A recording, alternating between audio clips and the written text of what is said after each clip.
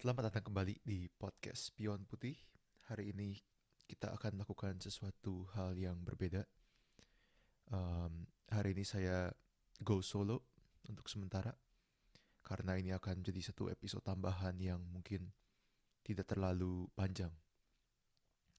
Sekarang kita lihat di tanggal 25 April ini, di mana hari saya syuting video ini.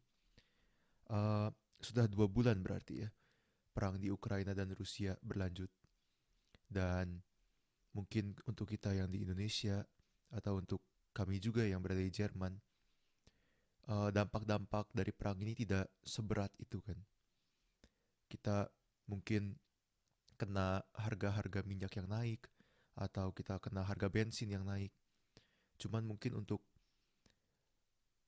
konsekuensi-konsekuensi dari perangnya sendiri itu yang paling mengerikan, yang paling menyeramkan itu kita lupa. Kita sering tidak sadar.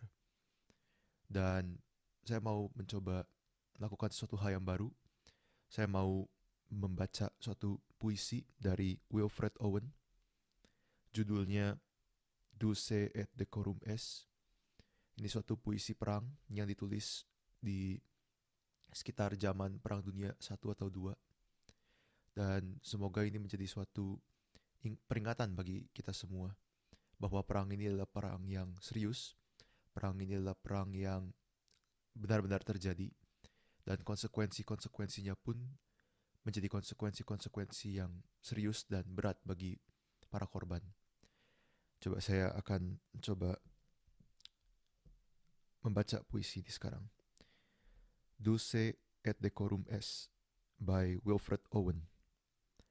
Bent double, like old beggars under sacks, knock-kneed, coughing like hags, we cursed through the sludge, till on the haunting flares we turned our backs, and towards our distant rest began to trudge.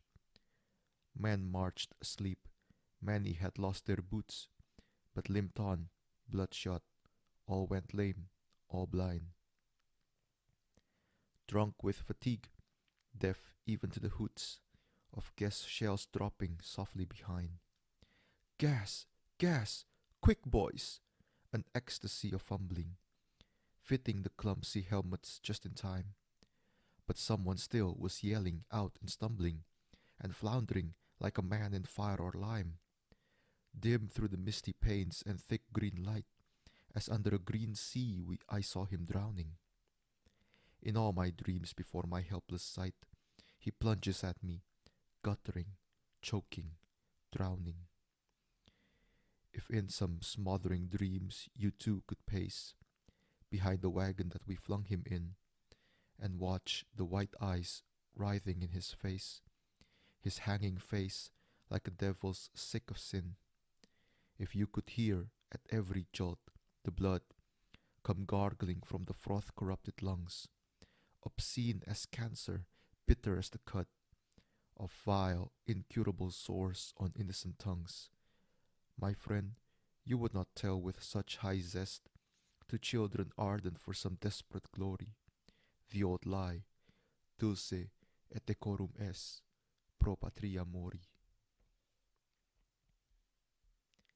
Puisi ini menceritakan yang dari Wilfred Owen ini. Puisi ini menceritakan tentang the horror of war, tentang perang yang begitu mengerikan, yang begitu menyeramkan, di mana di sini diceritakan ada seseorang yang tidak cukup cepat untuk menghindari suatu bom gas, dan mulutnya mulai ada busa, matanya mulai menjadi putih, dan orang-orang Wilfred Owen ini dan mungkin teman-temannya melihat dia tenggelam di dalam gas ini. Dan ini menjadi suatu peringatan yang besar bahwa inilah perang, inilah realita perang gitu. Mungkin seperti yang dikatakan di episode-episode sebelumnya, mungkin para kepala-kepala negara bisa banyak ngomong gitu, bisa banyak berdiskusi di tempat-tempat yang aman, di tempat-tempat yang megah. Tapi realitanya ini untuk masyarakat biasa, untuk para tentara. Inilah realitanya. Ada bom gas di sana sini, ada peluru terbang sana sini. Darah ditumpahkan di mana-mana. dan kematian yang sudah menjadi suatu hal yang biasa untuk mereka, jadi realitas setiap hari gitu. Dan di akhirnya ini begitu powerful, begitu kena bagi kita semua. If you could hear at every jolt the blood come gargling from the froth-corrupted lungs, obscene as cancer, bitter as the cut of vile incurable sores on innocent tongues. Kalau kita bisa dengar, kalau kita bisa lihat, kalau kita bisa saksikan perang ini dengan sungguh-sungguh, my friend, you would not tell with such high zest to children ardent for some desperate glory. Kita tidak akan gampang, dengan mudahnya, dengan begitu gampang ngomong ke anak-anak kecil atau ke teman-teman kita kebohongan ini, the old lie, tu se et decorum est pro patria mori. Ini adalah sebuah frase Latin yang artinya begitu manis dan begitu terhormat untuk mengorbankan diri, untuk mati bagi tanah air gitu. Ini suatu hal yang mungkin kontroversial, mungkin memicu kontroversi. Tentu saja untuk mati bagi tanah air kita, untuk mengorbankan diri bagi tanah air, itu adalah suatu hal yang terhormat kan? Bukankah terhormat? In a sense mungkin terhormat. Dalam suatu frame of thought, mungkin kita bisa pikir bahwa ini adalah suatu hal yang sangat terhormat. Cuman pada saat kita melihat realitanya, pada saat kita melihat peluru-peluru yang terbangan, pada saat kita lihat bom gas yang meledak sana-sini, dan pada saat kita lihat juga apa yang negara kita telah lakukan supaya dia layak menerima pengorbanan kita gitu kan. Ini menjadi suatu hal yang bisa dipikirkan ulang gitu. Mungkin benar terhormat untuk mati bagi negara, tetapi benarkah horor ini layak untuk dijalankan? Hal yang semenyeramkan ini, perang yang semenyeramkan ini, apakah benar-benar bisa dijalankan gitu? Untuk rela mati bagi orang-orang yang kita kasihi, bagi orang tua kita, bagi adik kakak kita, bagi sahabat-sahabat kita. Saya juga setuju itu suatu hal yang begitu manis dan begitu terhormat. Tapi when we fill our heads with these stories gitu, dengan cerita-cerita ini, untuk mati bagi tanah air kita gitu, untuk mati bagi tanah air yang kita begitu kasihi, untuk defend the name of our nation gitu. Di sini dia bilang bahwa kita nggak akan secepat itu kok untuk ngomong ke anak-anak kecil, untuk ngomong ke teman-teman kita bahwa ini adalah suatu hal yang mulia untuk dilakukan gitu. Pada saat kita sudah melihat the horrors of war gitu, begitu menyeramkan, begitu menakutkan, begitu vile and gruesome and violent gitu.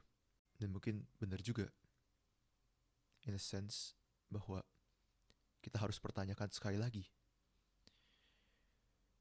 nilai-nilai apa, atas nilai-nilai apa bangsa kita itu didirikan. Bukan cuma bangsa Indonesia, tentu semua bangsa gitu. Adakah nilai-nilai dari bangsa kita yang worth dying for, worth sacrificing ourselves for?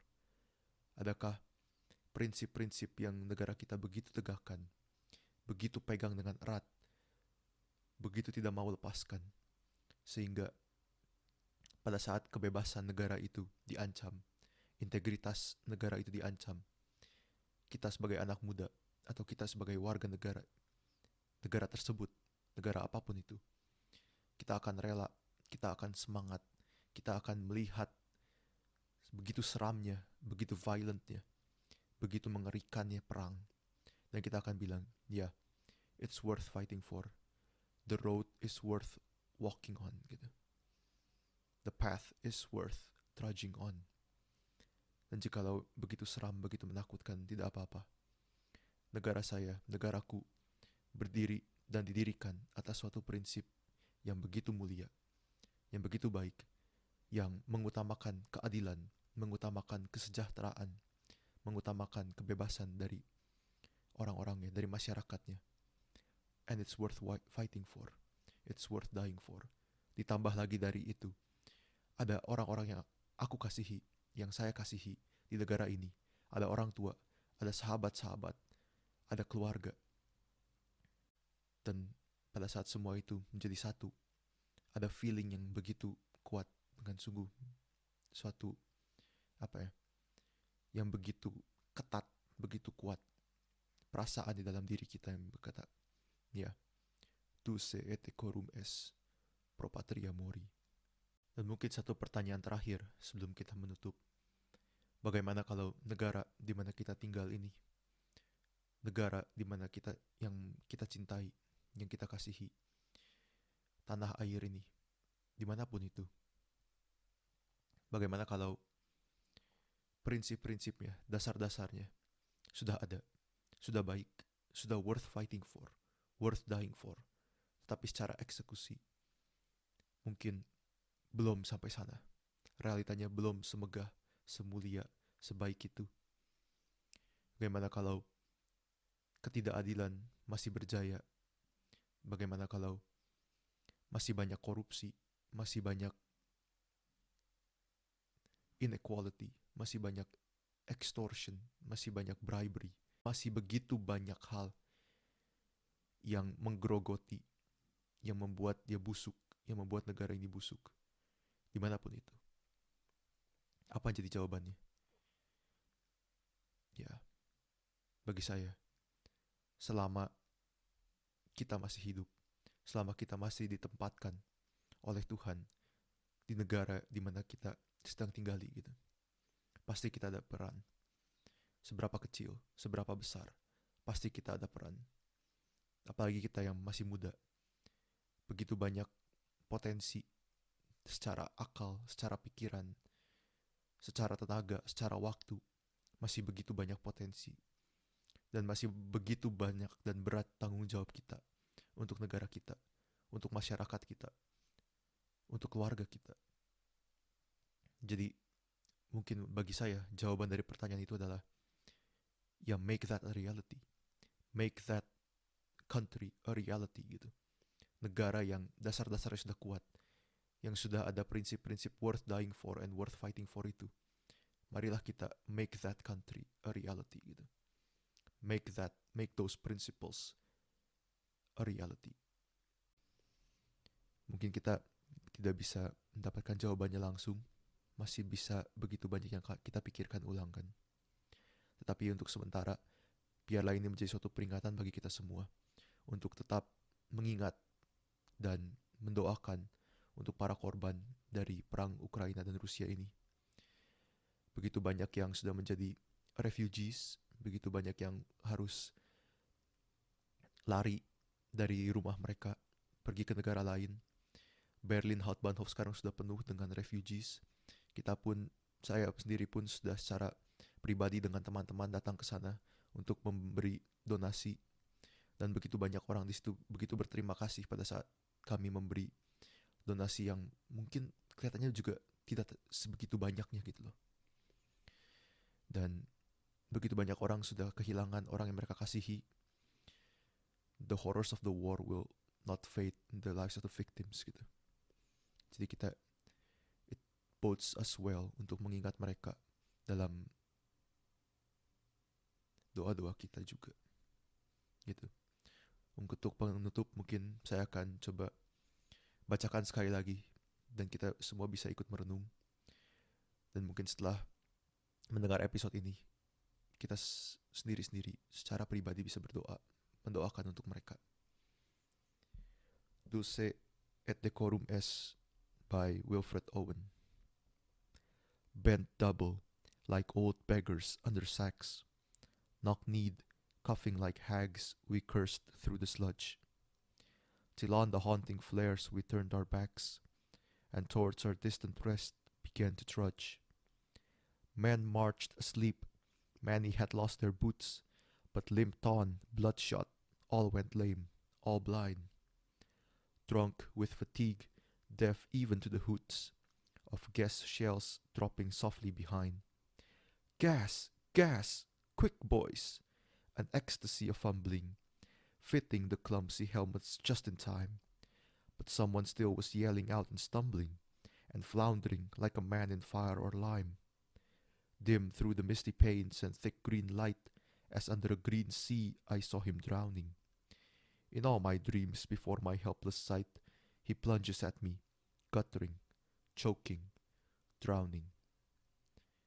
If in some smothering dreams you too could pace behind the wagon that we flung him in, and watch the white eyes writhing in his hanging face like a devil's sick of sin. If you could hear at every jolt the blood come gargling from the froth corrupted lungs, obscene as cancer, bitter as the cut of vile, incurable sores on innocent tongues, my friend, you would not tell with such high zest to children ardent for some desperate glory the old lie, dulce et decorum es, pro patria mori.